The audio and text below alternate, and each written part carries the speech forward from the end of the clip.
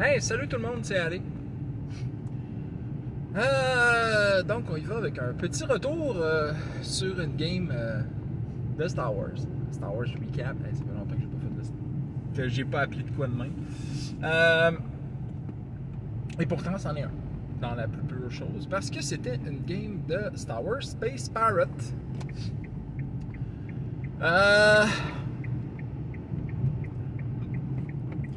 D'abord et avant tout, cette game que ça faisait longtemps que je voulais faire. Cette game de Star Wars Pirate que j'ai pris, en tout cas, qui m'est arrivé l'inspiration incroyable.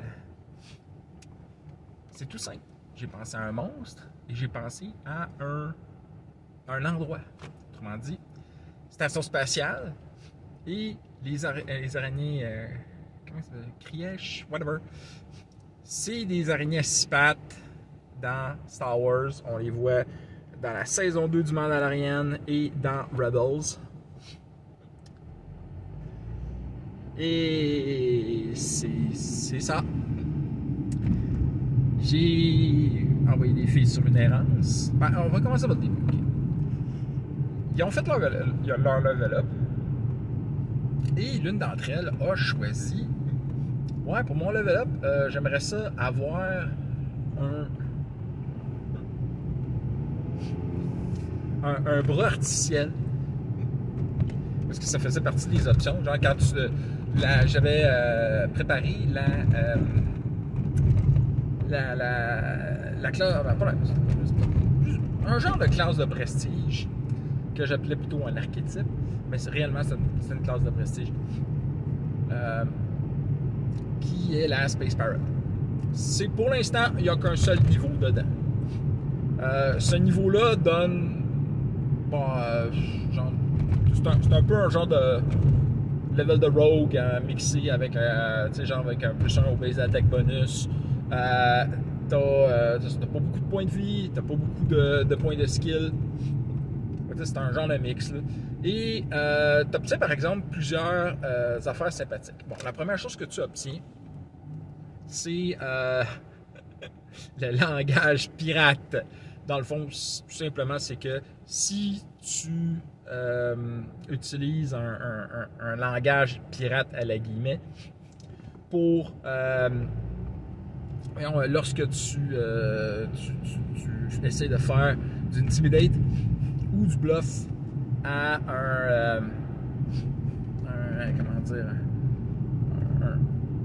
quelqu'un qui normalement aurait peur des pirates, ben t'as un bonus. Je pense que c'est pas beaucoup, c'est un plus 2 ou un plus 4. Il me semble que c'est un plus 2. C'est pas incroyable, mais c'est cool. C'est une petite affaire. Là. C'est très très circonstanciel. L'autre affaire qui est aussi circonstancielle, c'est le Liquid Courage. Le Liquid Courage est quand même assez powerful.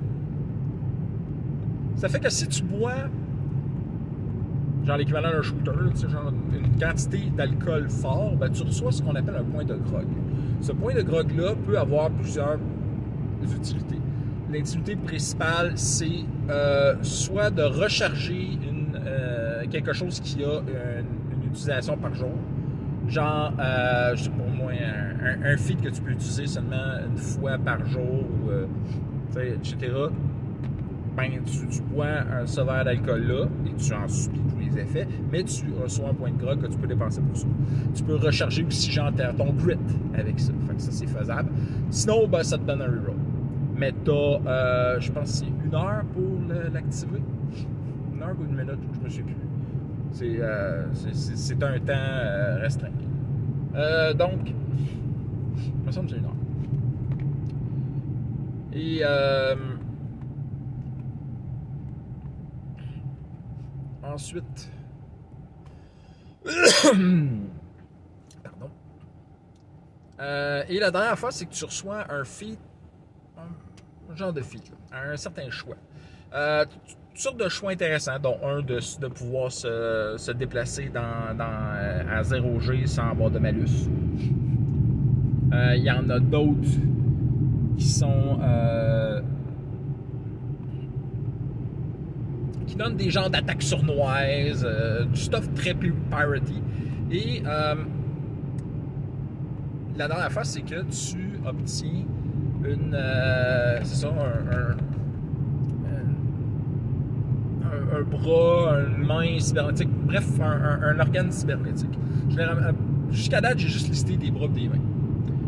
J'aurais pu faire une jambe, mais je sais quel genre de jambe pirate tu peux avoir à part avoir un réacteur ou un truc magnétique. C'est pas super hot. Je me disais, bon, on va y aller avec des bras et des mains. Et ma joueuse a décidé.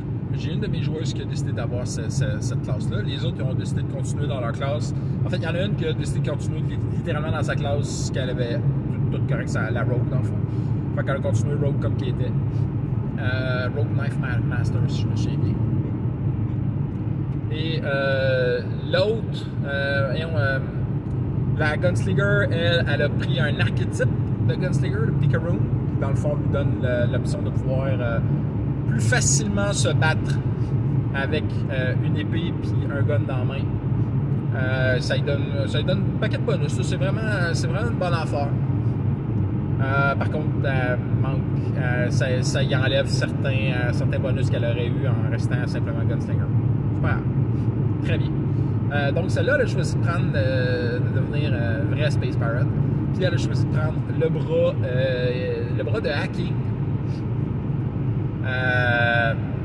J'ai fait elle m'a dit, ouais, mais comment elle m'a demandé comment on va faire que j'ai ça. J'ai une bonne idée en tête. Alors dans le fond, ce qui se passait, c'est que après le gros combat qu'il y avait eu, le vaisseau était très endommagé, puis on demandait à tout le monde d'aller faire de la réparation, même s'ils n'étaient pas bons là-dedans. Fait qu'elle est en train de défaire des débris, puis à un moment donné, elle fait quelque chose ça crée une décompression. Puis genre son bras se fait écraser par entre la coque puis le pont. Puis il est en train d'avoir une décompression, fait qu'elle a tombé bonne. Puis genre ses amis, ils ont pas eu le choix de lui couper le bras pour la sauver. Alors ça a été fait dans les règles de l'art, ça a bien été fait. Fait que c'était plus une scène roleplay qu'autre chose. C'était pas. Genre finalement, j'ai tout organisé ça. Ouais non, le bras ça ne coûtera rien. On l'a pris sur un cadavre, on l'a désinfecté. Puis genre ça marche pour l'instant. J'ai considéré qu'elle a pris disons une bonne journée pour s'entraîner. Fait que elle est à peu près correcte. Mais à part le fait que ça te donne un bonus de plus 4 pour hacker, genre parce que genre tu as un genre de datapad intégré, puis tu as un connecteur pour te connecter aux ordinateurs, un peu comme les droïdes Astromech font. Ça fait rien de spécial. Bon, c'est sûr que c'est techniquement plus résistant, là, tu sais, mais je veux dire, elle a pas plus de force avec ça. Mais c'est sûr qu'il est modifiable, par exemple.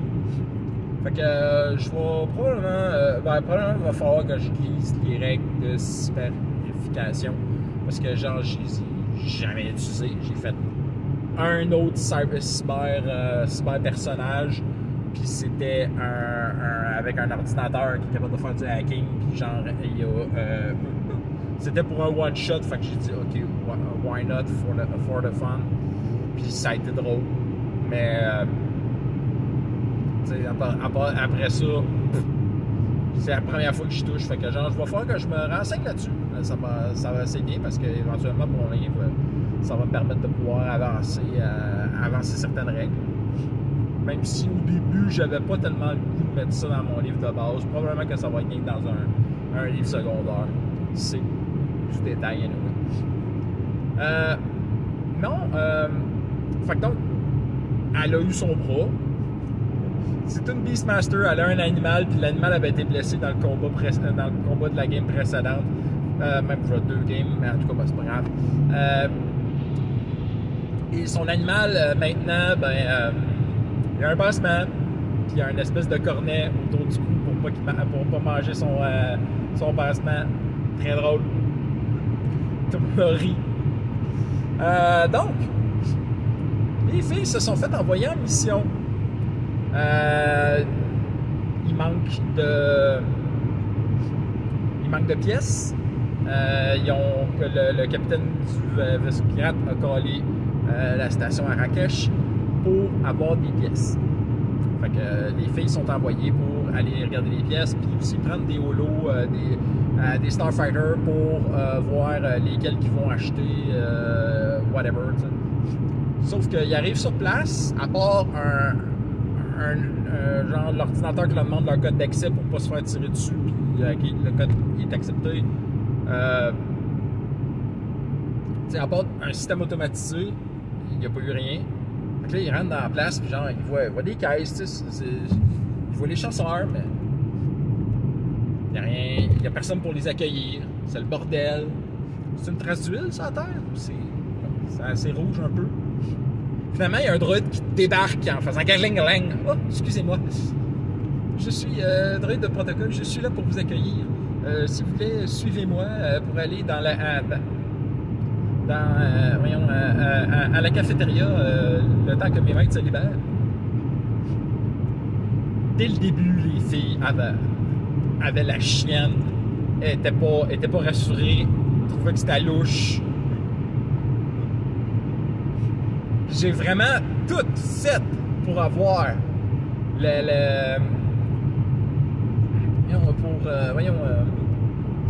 donner un sentiment de non, c'est beau, ça va bien à date. So far, tout est correct.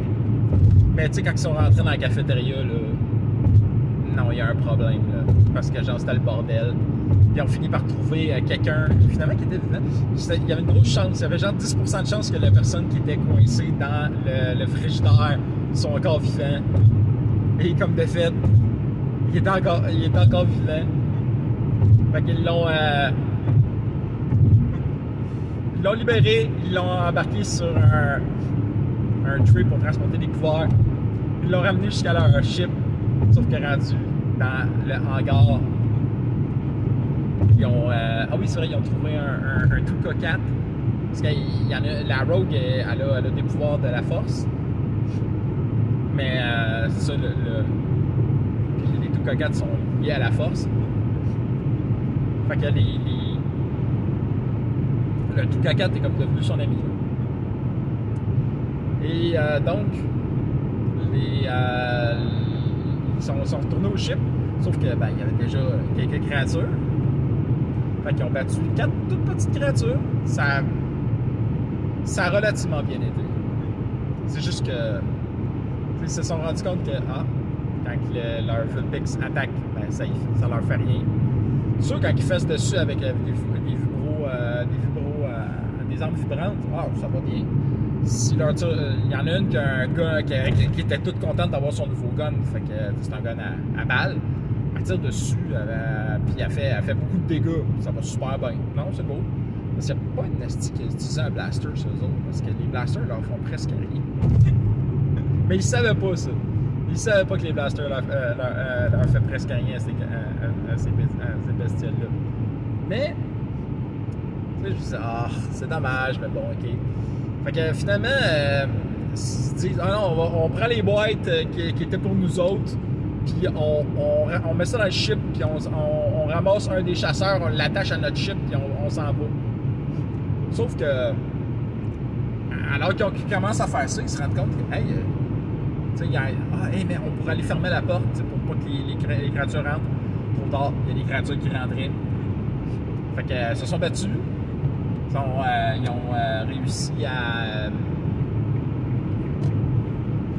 ont réussi à éliminer les créatures. Puis là, on aurait été pas mal là, mais ils ont obtenu des informations intéressantes. En fait, des informations vraiment cool.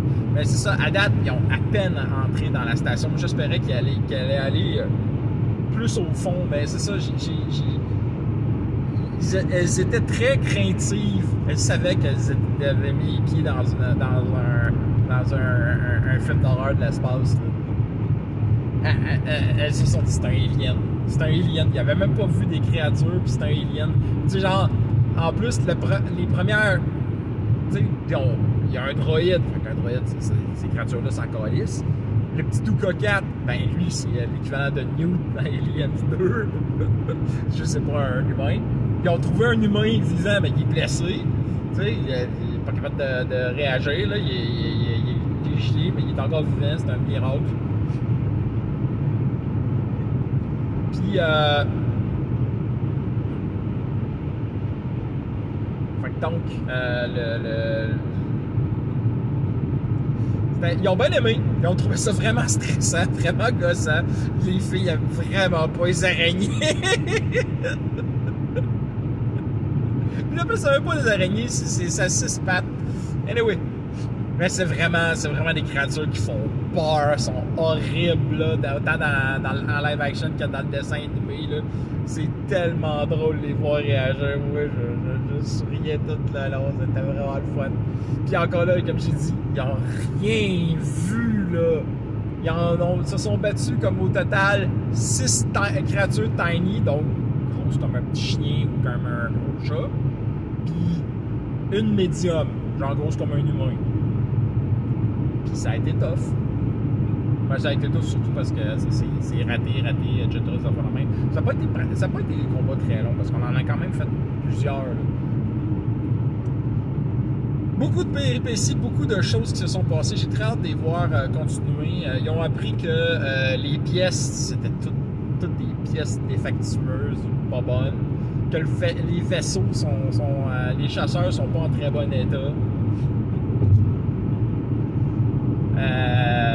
Mais c'est pas grave, il y a plein de choses. Il y a du fun à avoir. Il y a du fun à avoir encore.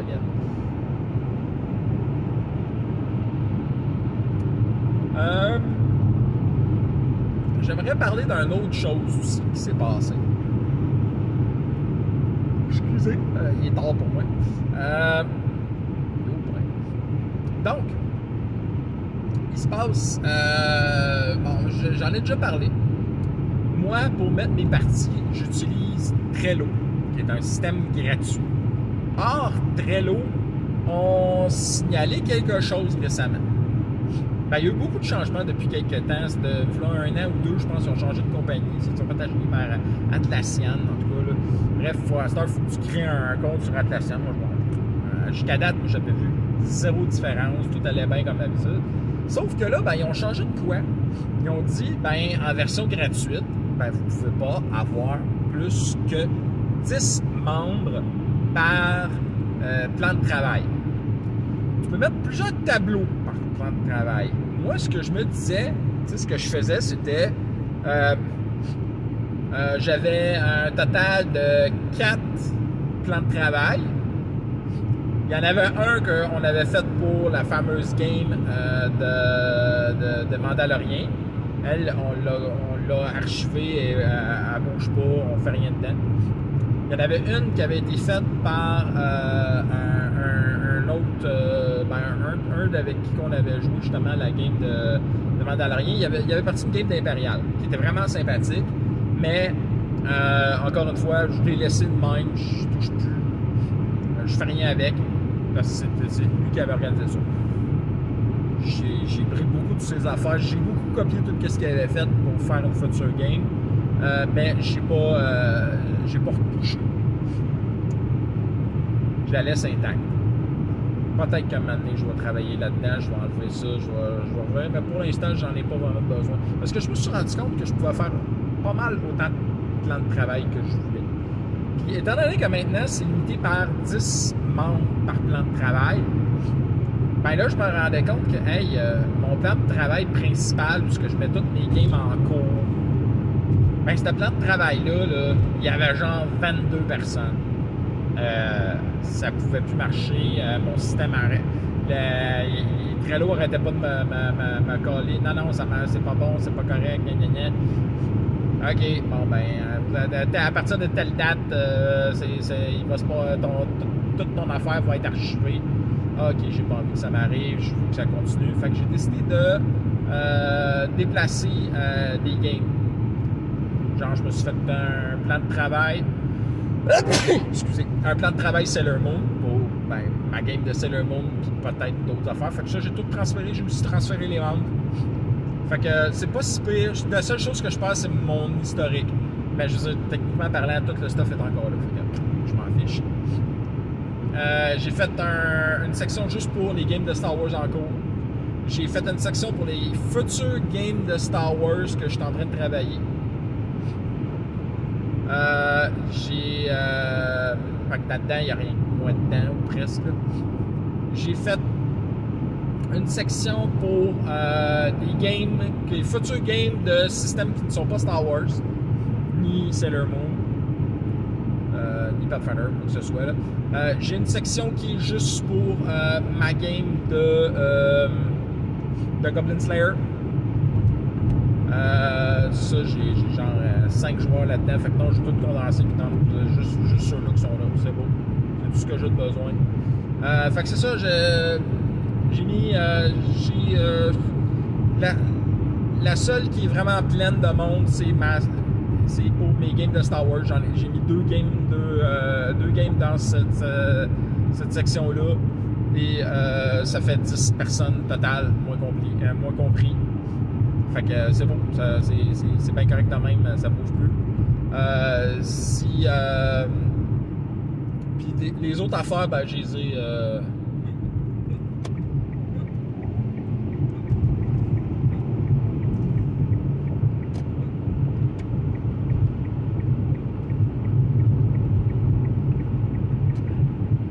Excusez, j'ai rien inconvénient.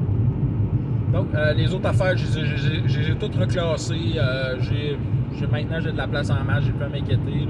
Mais c'est parce que ça m'a pris toute une soirée pour gosser ça, puis ça m'a fait un peu chier. Encore une fois, des compagnies pour te forcer à payer leur affaire alors que tu as un service gratuit, ben réduis tes services gratuits, puis ça, je trouve ça chiant en tabarnak. Fait que, Trello, je peux encore vous le recommander, mais il faut que vous sachiez qu'il y a cette limitation-là. Ce qui vous a... Techniquement, il n'y a rien qui t'empêche de faire autant de plans de travail que tu veux. En tout cas, je pense pas qu'il y a vraiment de limite de temps de plan de travail. Mais tu peux plus faire genre un tableau pour une game puis mettre toutes tes games ensemble parce que tu vas avoir trop de monde. T'sais. Fait que en même temps, la personne qui utilise surtout ça, c'est moi. Mais tu sais, pour que les gens puissent faire un peu d'organisation dehors, puis qu'ils aillent aller regarder, etc. Moi, je mets tout ce qu'il faut pour faire les level up là-dedans, tu sais. Fait que pour moi, je trouve ça utile. Puis pour ceux qui sont vraiment dedans, là, ben, tu sais, il y en a qui aiment vraiment ça, aller gosser là-dedans, puis aller faire des plans, puis de l'organisation, puis etc. Puis faire ça en dehors des games, ben, moi, je trouve ça pratique parce que ça nous donne plus de temps pendant la game pour faire du roleplay. Fait que donc, on n'a pas besoin de ça. Fait que souvent, moi, ce que je faisais, c'était, OK, tu veux faire telle affaire, regarde, on fera ça hors game, prends-toi des notes, on se prend des notes, puis on va faire ça hors game, on va faire ça sur le Trello. Fait qu'on se donne des tâches à faire, puis on fait ces affaires-là. Puis d'habitude, ça va bien. Puis ça permet à ceux qui sont un peu moins, justement, organisés dans ces trucs-là, ben, de moins travailler là-dessus. Ça donne accès aussi, genre, OK, j'ai mis toutes les affaires pour faire vos level up dans le Trello, fait qu'ils n'ont rien qu'à y aller, puis ils le voient, puis ils peuvent faire leur level up, etc., etc. Ça permet aux gens, j'ai de l'information à vous donner, vous savez où c'est là. Voilà. Avec la majorité de mes joueurs, ça va bien. Avec certains, ça va moins bien, c'est pas grave. Là, j'avais des vieilles games de Star Wars, que c'était pas moi le DM. Puis, je les ai mis dans une section à part. Ces games-là, ben, on les joue plus beaucoup. C'est pas mal un hiatus. Puis, genre, possiblement qu'on y rejouera jamais. Mais regarde, je mets ça dans l'espoir. Je mets ça dans une section que j'ai appelée Archives. Mais rien n'empêche que ces games-là, ben, je peux les repartir. T'sais. Fait que je l'ai dit aux joueurs, si vous voulez avoir accès à ça, ben, vous n'avez rien qu'à me le dire. Je vais vous rajouter. Puis si vous voulez pas, ben regarde, on s'en fiche. Mais ce que je cherche, ces gens-là, ils ont pas mal. Justement, la raison pourquoi on joue pas, ben, c'est parce qu'il y en a qui ont juste pas le temps de s'en préoccuper. Ils ont trop de games eux-mêmes ou leur vie normale les occupe trop. Fait que. Moi, c'est des connaissances, ces gens-là, avec qui je joue. Dans le temps qu'on jouait beaucoup ensemble, je jasais beaucoup plus, puis j'étais plus au courant de leur vie, mais là, ces derniers temps, je jase moins avec eux autres. Fait que, c'est leur vie. Moi, j'ai pas le temps de m'en occuper trop. Bref, encore un 25 minutes d'histoire, d'affaires de même. Néanmoins, très content de cette soirée. Ça aurait pu aller mieux, ça aurait pu être pire. Les joueuses étaient vraiment étaient effrayées. Je suis content parce que c'est la première fois que je réussis à faire de l'horreur qui a l'allure. Fait que de l'horreur qui a de l'allure. J'ai la bouche à sécher, j'ai soif. Fait que donc, là-dessus, je m'en vais vous souhaiter. Je vais faire mon tournant. Voilà. Je m'en vais vous souhaiter des critiques nombreux, des fumbles rares, que la force soit avec vous. Bye bye.